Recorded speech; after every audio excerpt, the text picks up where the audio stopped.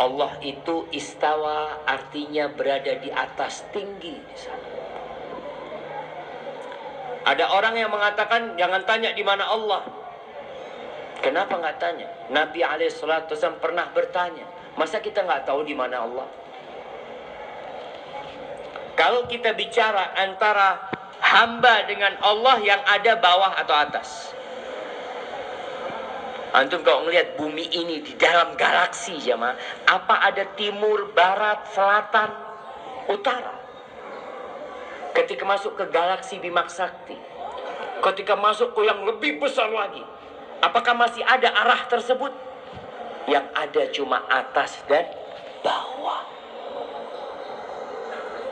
Allah di atas arsy. Allah yang mengatakan hal itu. Ada yang memanai Allah menguasai arsy-Nya. Allah bukan menguasai arsy, semuanya dikuasai Allah Azza wa Jalla. Maka kita kalau berdoa ngangkat tangan seperti ini, karena tahu kita, ya Allah,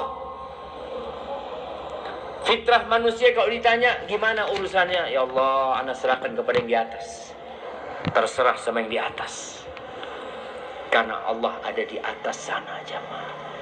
Amal soleh itu naik, amalan itu diangkat, malaikat itu turun, dan mereka naik kemudian ke sana.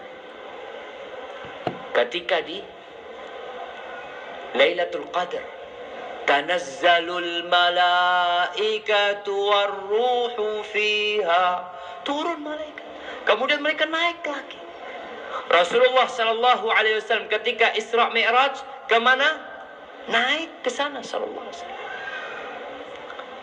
Ada yang berdalil dengan sebuah ucapan Ali bin Abi Thalib, yang ucapan ini tidak ada sandarannya. Ada yang mengatakan alladzi ayyana aina la yuqalu innahu aina, yang telah menetapkan di mana-mana itu tempat itu nggak mungkin ditanya dia di mana. Ini bukan ucapan yang sahih dari Ali bin Abi Thalib radhiyallahu taala anhu. Tapi orang kadangkala berdalil dengan semua yang ada walaupun tidak benar. Maka Allah berada di atas sana, dan kita berdoa memohon kepada Allah dengan mengangkat tangan kita. Barakallahu fikum. Wa idza sa'alaka 'ibadi anni fa inni qarib.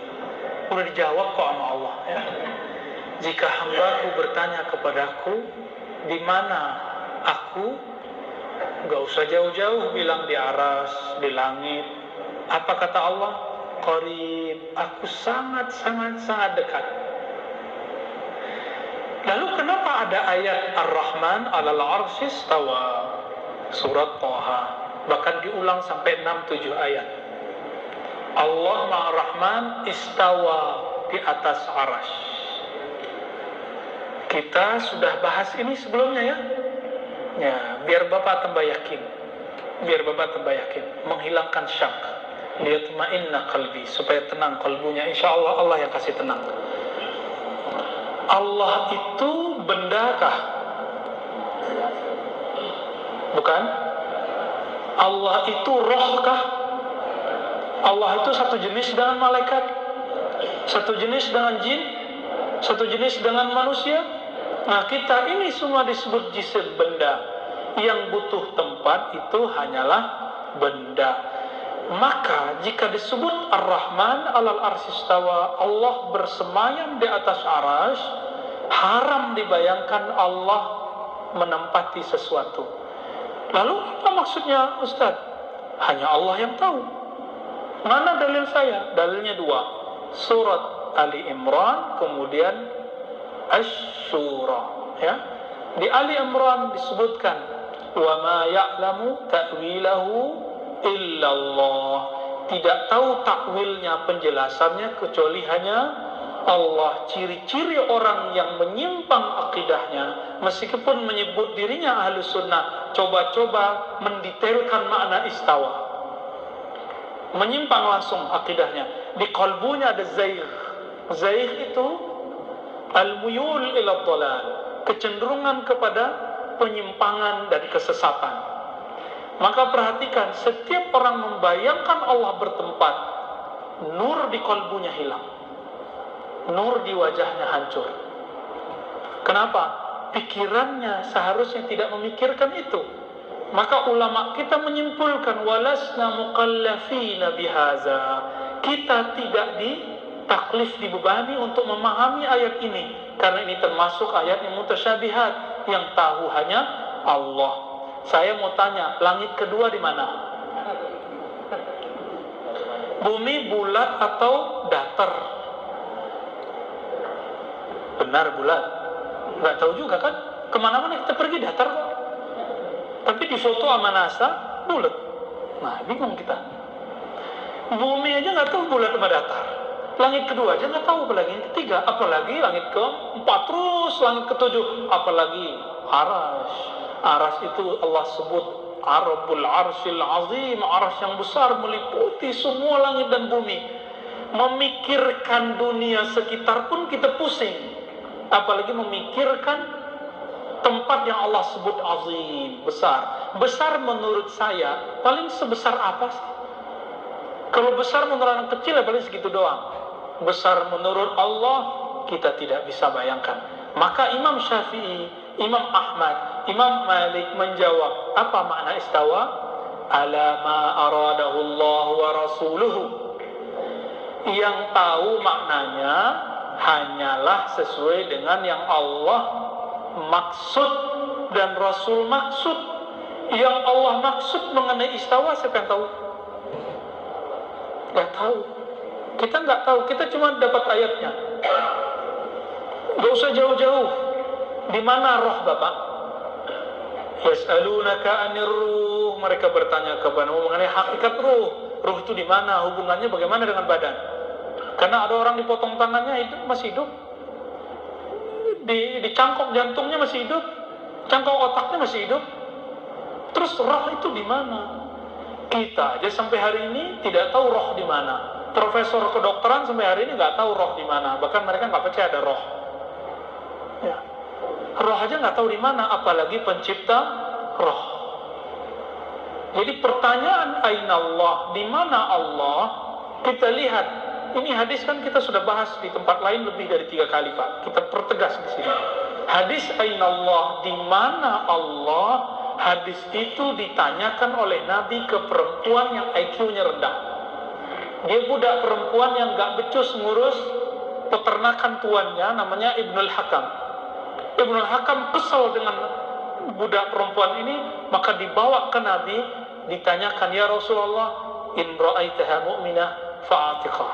Jika engkau memandangnya, menilainya mukmin, aku akan memerdekakannya. Lalu Nabi tanya, riwayatnya ada banyak macam. Pertama, aina Allah, di mana Allah? Di langit.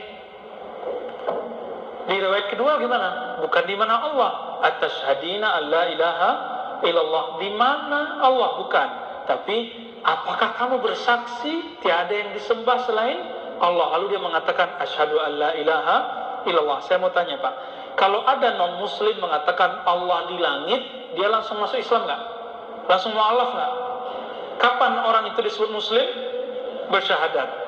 Atas dasar ini, maka hadis aina Allah harus dijelaskan dengan hadis yang kedua, atashhadina alla ilaha illallah. Sebanyak itu hadis, kok sibuknya mah hadis aina Allah?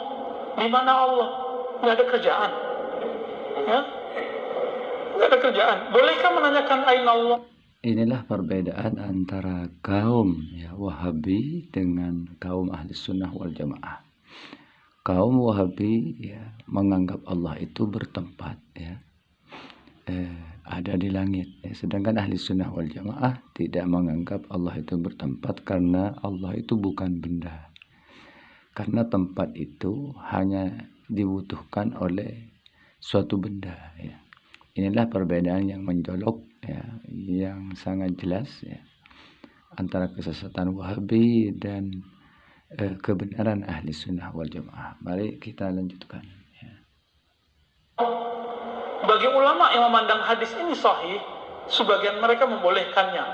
Namun dalam ilmu akidah, setelah dibandingkan dengan ayat yang jelas lebih sahih daripada hadis ini, Laisa kamitslihi syai'. Tiada yang menyerupainya sesuatu pun. Jika sesuatu selain Allah bertempat, maka Allah tidak bertempat. Maka saya meyakini Allah bersemayam di atas aras tanpa membutuhkannya sebagai tempat. Apa maknanya? Hanya Allah dan Rasulnya yang tahu. Siapa yang coba-coba cari maknanya, zaigh, di kalbunya ada kesesatan.